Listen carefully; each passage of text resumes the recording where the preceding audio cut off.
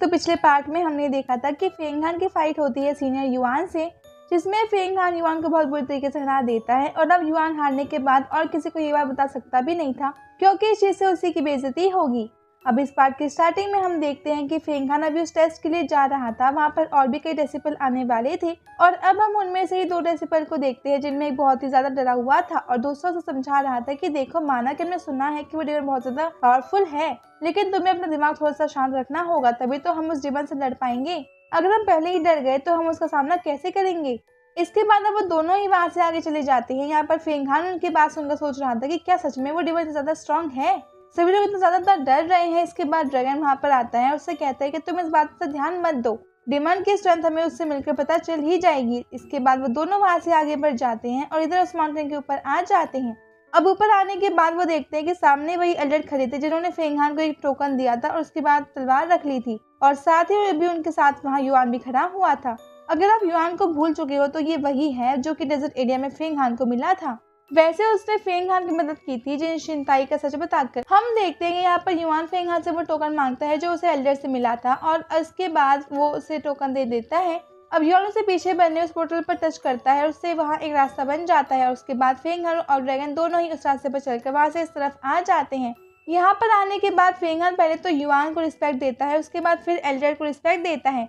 वैसे इसे बाव करना कहते हैं और फिर वो वहाँ से आगे बढ़ गया था। मगर यहाँ ड्रैगन को भी मस्ती सूझ रही थी। वो एल्डर को गुदगुदी लगा रहा था क्योंकि एल्डर उसे देख नहीं पा रहे थे। हम देखते हैं कि जब फेंग हान वहाँ आगे बढ़ रहा था तो युआन उससे कहता है कि वहाँ पर बहुत ज्यादा खतरा है और अगर तुम चाहो तो वहाँ ना ही जाओ। लेकिन इस पर फेंग हान कहने लगता है कि उसे किसी डर नहीं लगता और वो कभी भी बिना लड़े तो हार मान ही नहीं सकता।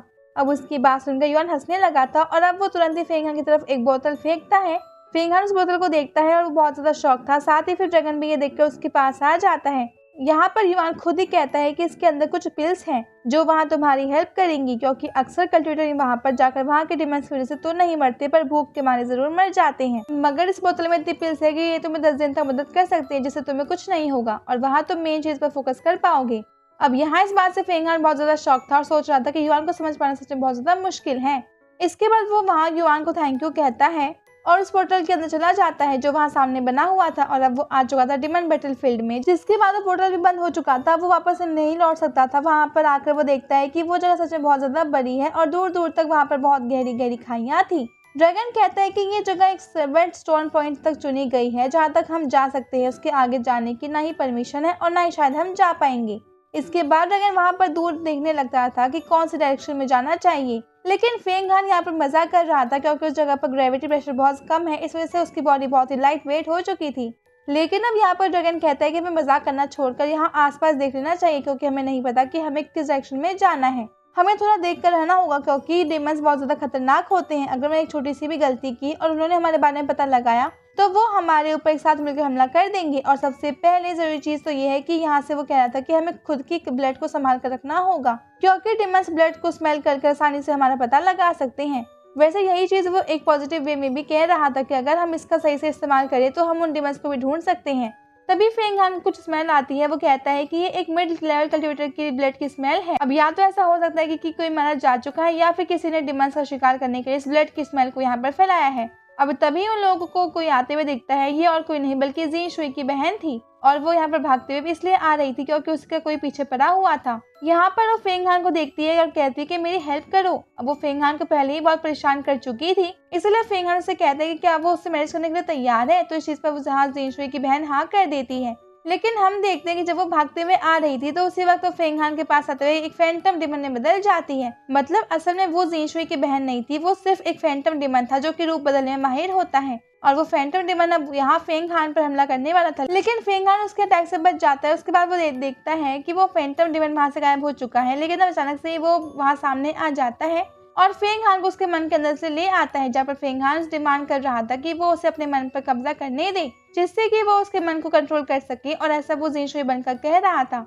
लेकिन यहाँ पर अगर आपने पिछला सीजन ध्यान से देखा होगा तो आपको पता होगा कि एक बार जी शुई ने भी ऐसा ही किया था। उसने अपनी स्पिरिचुअल पावर का इस्तेमाल करते हुए फेंग हान के मन के अंदर जाकर उसे कंट्रोल करने की कोशिश की थी, लेकिन बस फेंग हान को सिखाने के लिए कि ऐसा और कोई भी कर सकता है और वो चीज फेंग हान के अब काम जाती है। फेंग हान ने समझ लिया था कि वो बस फैंटम डिमन है और यहाँ पर वो उस डिमन पर भी भारी पड़ रहा था, लेकिन वो डिमन भी कुछ कम नहीं था। मगर इस वक्त वहाँ पर बहुत ज्यादा तेज एनर्जी फैलती है और एक बड़ी सी धर्मा बॉडी क्रिएट हो जाती है। अब वो डिमन तो वहाँ पर हार चुका था, लेकिन फिर हमें पता चलता है कि असल में ये धर्मा बॉडी एम्परर होंगवांग की है। इस धर्मा बॉडी के बारे में ड्रैगन जानता था। वो कहता है कि मैं इसे दूसरी बार देख रहा हूँ और मुझे यकीन नहीं होता कि तुम इतनी पावरफुल धर्मा बॉडी समन कर सकते हो। सच में मैंने कभी ये सोचा भी नहीं था। यहाँ फेंग हान भी इस बात से बहुत ज्यादा शॉक था। वैसे इसके बाद हम रियल वर्ल्ड में देखते हैं कि फेंग हान वहाँ कल्टिवेशन करते हुए जैसे ही रुकता है तो वो देखता है कि ड्रैगन भी किसी तरह की एनर्जी कंट्रोल करने की कोशिश कर रहा है। बाद में से पता चलता है कि असल में ड्रैगन कोई एनर्जी कंट्रोल या एब्जॉर्ब नहीं कर रहा था, बल्कि यहाँ वो ब्लू पिल बना रहा था। ये बहुत रेयर होती है, मगर फेंग हान को इसकी ज्यादा कुछ नॉलेज नहीं थी, इसलिए उसे ये नई कोई नॉर्मल आई गोली ही लग रही थी। लेकिन अब ड्रैगन बताता है कि उसने उस पिल को उस डिमन के ब्लड से रिफाइन किया है, जिस वजह से ये बहुत पावरफुल हो चुकी है। फेंग हान पूछता है कि तुमने तो किसी फर्नेस का इस्तेमाल ही नहीं किया, तो इस पर ड्रैगन कहता है कि ये एक सीक्रेट वाटर रिफाइनिंग टेक्निक है, जो कि तुम्हारी कोई भी फ्लेम कई ज्यादा कारगर होती है, क्योंकि हर जगह को तुम इतनी बड़ी फर्नेस को अपने साथ लेकर नहीं जा सकते।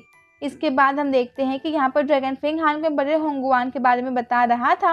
वो कहता है कि उनके सेक्टर में लाखों डेसिबल थे, पर उन्होंने अपनी जर्नी सिर्फ 10 डेसिबल के साथ शुरू की और वो 10 डेसिबल उनके मेन डेसिबल थे। इसके बाद उन्होंने आर्ट ऑफ रिकर्नेशन जैसी बड़ी चीज को हासिल कर लिया। उनके पास इतनी पावर थी कि वो किसी की भी सोल को फिर से जिंदा कर सकते थे, लेकिन इस जर्नी में उन्होंने इतने पाप किए हैं कि इस वजह से उनको खुद अपने ऊपर गुस्सा आने लगा और उन्होंने खुद को हेवनली पनिशमेंट देते हुए खुद को खत्म कर लिया। ये बात सुनकर फेंग हान बहुत ज्यादा शॉक होता है। वो कहता है कि क्या सच में आर्ट ऑफ रिकर्नेशन जैसी भी कोई चीज होती है? तो इस चीज पर ड्रैगन कहता है कि बिल्कुल, और वो कोई मामूली चीज नहीं है, क्योंकि उसके बाद तुम गॉड जैसी पावर के मालिक हो जाओगे। इस बात से फेंग हान और ज्यादा शॉक हो जाता है। हम देखते हैं कि अब ड्रैगन उसको एक दूसरी जगह पर लेकर आया था। यहाँ पर बहुत सारे स्कल पड़े हुए थे। फेंग हान उन्हें देखकर शॉक था, उसे नहीं पता था कि ये क्या है। तो वो ड्रैगन से कहता है कि मैंने जो बात तुम्हें बताई थी ये बस उसी का सबूत है। साथ ही ड्रैगन कहता है कि मुझे नहीं पता कि तुम वहां तक पहुंच पाओगे कि नहीं, लेकिन अगर तुम वहां तक पहुंचते हो तो बड़े होंगवान जैसी गलती मत करना। तुम ऐसा कुछ मत करना कि जिसका तुम्हें रिग्रेट हो। अब फेंग हान ये बात जानता था। वैसे जब उसने वो लाइट देखी थी तो वहाँ पर वो लाइट फेंग हान के अंदर और उसके दिमाग को चेक कर रही थी। उस लाइट को पता लग चुका था कि फेंग हान ने आज तक किसी भी मासूम की जान नहीं ली है। उसने जितने भी लोग खत्म किया था वो सब के सब बहुत बुरे थे। हम देखते हैं कि यहाँ ड्रैगन फेंग हान को वो पिल देते हुए कहते हैं कि तुम इसको यूज कर सकती हो और इसके बाद तुम 10th लेवल पर पहुंच जाओगे। अब फेंग हान उसकी बात मानते हुए उस पिल को रिफाइन कर लेता है और एनहांस कर लेता है। इसके बाद फेंग हान की बॉडी में अचानक से एनर्जी का फ्लो बहुत ज्यादा तेजी से बढ़ने लगा था। उसकी बॉडी उतनी एनर्जी को सहन नहीं पा रही थी, क्योंकि अभी तक वो 9th लेवल पर था और ये एनर्जी 10th लेवल की है और इसी से उसका लेवल ब्रेक थ्रू होने वाला था। यहाँ वो फेंग हान से सहन नहीं कर पा रहा था, लेकिन हमें याद है कि फेंग हान को मोशन ने वो टेक्निक दी थी जिससे उसकी बॉडी इतनी स्ट्रांग हो चुकी है कि वो मेमा फायर को तक सहन कर पाया था। तो अभी एनर्जी तो इतनी ज्यादा भी नहीं है। अब इसके बाद एनर्जी रिलीज करने के लिए फेंग हान वहाँ आसपास लगे हुए बड़े बड़े पहाड़ों पर हमला कर रहा था, जो उसकी एनर्जी थी बहुत ज्यादा, जिस वजह से वो पहाड़ तक टूटने लगे थे और इसके बाद अपना 10th लेवल भी ब्रेक थ्रू कर लेता है। इससे उसकी पावर बहुत ज्यादा बढ़ चुकी थी। अब वो नॉर्मल लेवल डिमंस को आसानी से हरा सकता था, भले ही वो गिनती में 1 से ज्यादा भी क्यों ना हो। इसके बाद हम देखते हैं कि सीन चेंज होता है और अब हम आ चुके थे एक डिमन के पास, जो कि अपने कुछ साथी डिमन से कह रहा था कि हर बार सेक्टर के लोग यहाँ पर टेस्ट के लिए कई डेसिबल्स को भेजते हैं और उनमें से आधे डेसिबल्स तो मारे जाते हैं, लेकिन आधे बचकर चले जाते हैं। लेकिन इस बार ऐसा हम नहीं होने देंगे। इस बार यहाँ से एक भी डेसिबल बचकर नहीं जाना चाहिए, जिस पर सभी गार्ड डिमन हाँ करते हैं। और इसी के बाद ये पार्ट ये भी खत्म हो जाता है। अगर आपको वीडियो अच्छी लगी प्लीज लाइक कर दीजिएगा और चैनल को सब्सक्राइब जरूर से कर लीजिएगा। अब हम मिलते हैं आपसे अगले वीडियो में, तब तक के लिए bye bye guys and take care.